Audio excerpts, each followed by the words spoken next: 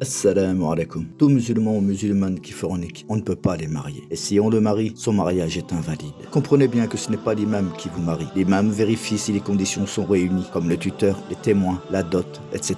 Mais l'imam n'a pas connaissance de ce qui a pu se passer avant le mariage. Mais Allah, lui, il sait tout. De même que deux personnes qui se fréquentaient hors mariage et qui ont eu des rapports avant le mariage, leur mariage est invalide. Sauf s'ils se repentent sincèrement et qu'ils s'éloignent l'un de l'autre. Pour certains savants, la période d'éloignement est d'une période d'une menstrue. Et pour d'autres savants, cette période est de 3 menstrues. Pendant cette période, ils ne se voient pas, ne se contactent pas, ni se touchent et n'ont pas de rapport dans le haram. Ils n'ont aucun lien. Ils sont comme des étrangers.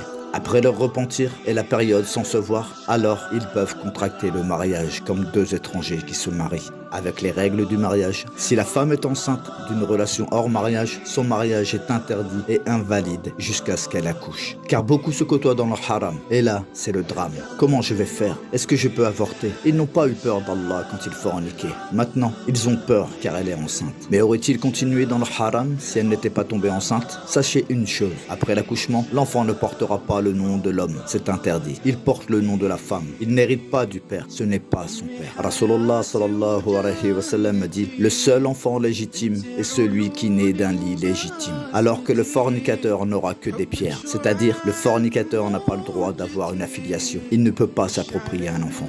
Barakallahu fikum. Assalamu alaikum.